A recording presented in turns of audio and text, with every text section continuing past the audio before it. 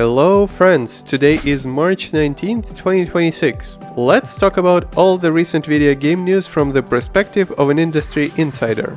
Let's begin with Microsoft and their mysterious statement that they will always invest in games. After all the recent Xbox changes, the next-gen talk, and all the criticism being thrown at the company, Microsoft CEO and Xbox CEO recently hosted an internal Q&A to address all those issues, to calm things down and reassure people that from their point of view, the future of gaming is still looking good. According to a recent exclusive from Windows Central, Microsoft's boss said that the company is quote-unquote long on gaming, will continue to invest in it, and will always do so, among other things. The general sentiment is that the long-term goals of the company are content, services, cross-device reach, and ecosystem leverage, instead of just consoles and hardware alone. He also recently acknowledged the growing negative sentiment after the departure of Phil Spencer and Sarah Bond, which at least shows that Microsoft knows this transition hasn't exactly filled everyone with confidence. And honestly, that tells us a lot. It feels like old Xbox approach is being replaced, at least partially, by a new one under new leadership. In this version of Xbox, the traditional console wars matters a lot less than building a gaming ecosystem that follows players wherever they are. And when you look at the numbers, it all makes sense. Services, stores, and subscriptions are growing while hardware is falling off a cliff. So of course Microsoft wants to focus on where the audience actually is.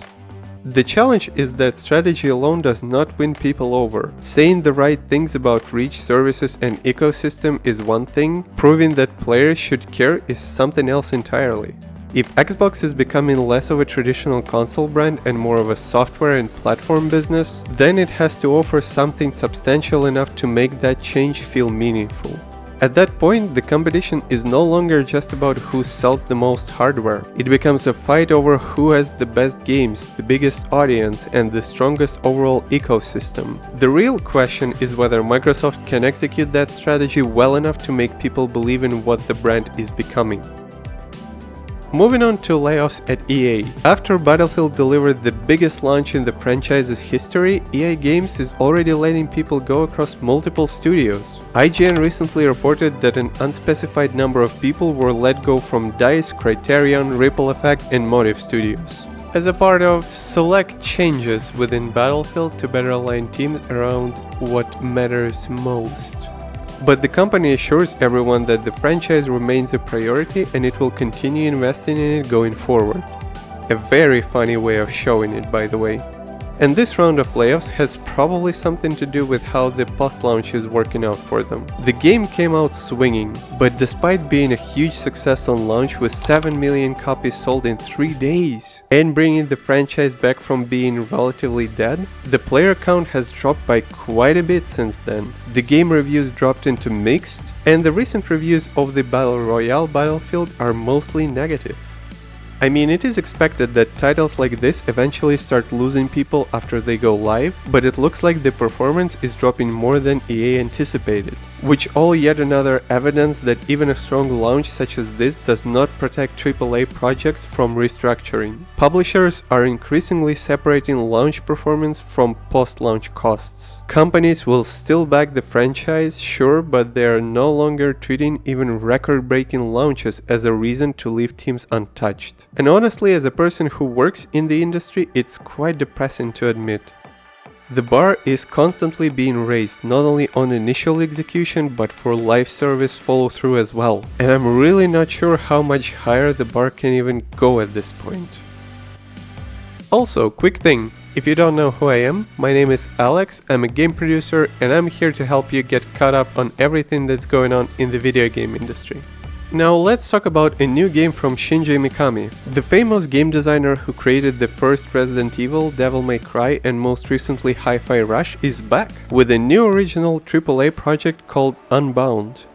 Mikami established Unbound Studio back in 2022 as a completely independent endeavor, developing original AAA titles, according to the website. And he did that shortly before he departed from Tango Gameworks, which was acquired by Krafton.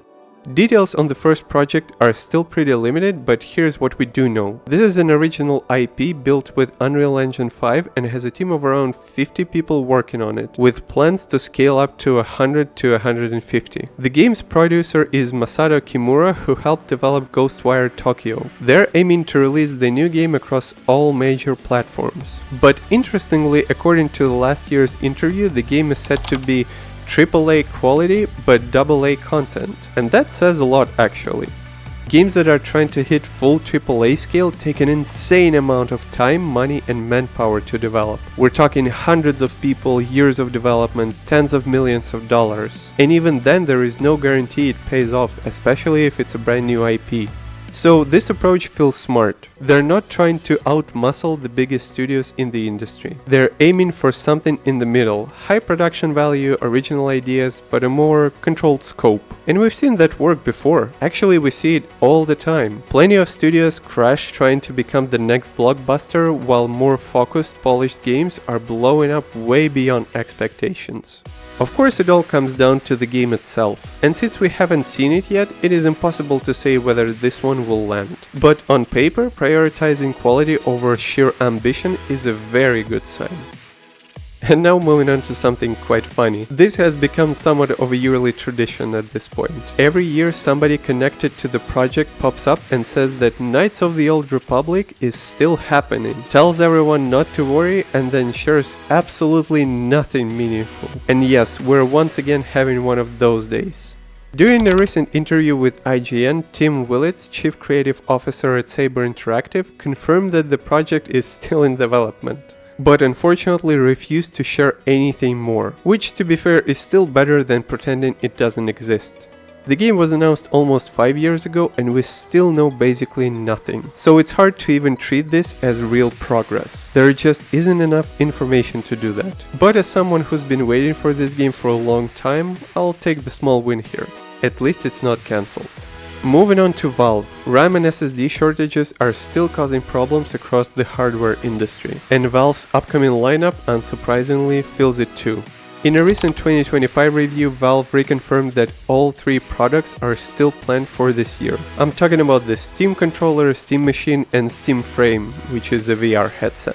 But they also made it clear that the storage shortages could affect timing, stock levels and pricing. And honestly, stock and pricing are probably the 2 biggest issues here. A lot of people seem to be interested in both the Steam Machine and the new controller, but hardware prices right now are just ridiculous. And when everything gets more expensive, people get a lot pickier about what they actually buy. Even compared to a year ago, things were looking a lot better. Granted, it was all before companies like Xbox started pushing prices even higher. These devices could still offer great value, sure, there is no doubt about that. But if the pricing gets too aggressive, there is a real chance a lot of people just decide not to upgrade at all. At least that's what I'm thinking. And now back to some rough news. Nagoshi Studio, the studio founded by Yakuza creator Toshiro Nagoshi, has reportedly lost its funding and now its first game might never come out. According to Bloomberg, NetEase, which had been financing the studio from the start, told developers it would pull funding in May after learning that the debut title of the studio, Gang of Dragon, would need an extra 7 billion yen or about $44.5 million to be finished. The game was revealed at the Game Awards last year and unsurprisingly looked a lot like Yakuza.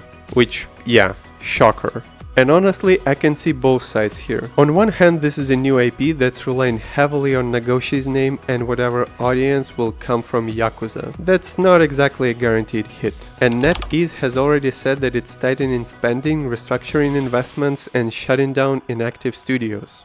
On the other hand, for a company with hundreds of billions in cash flow, $44 million is basically nothing. But once a company starts pulling back from the game development, this is exactly the kind of project that becomes vulnerable. A first game from a brand new Japanese console studio with no proven track record yet? I mean, it makes sense. Nagoshi Studio is apparently looking for new investors now, but at the moment things are not looking great.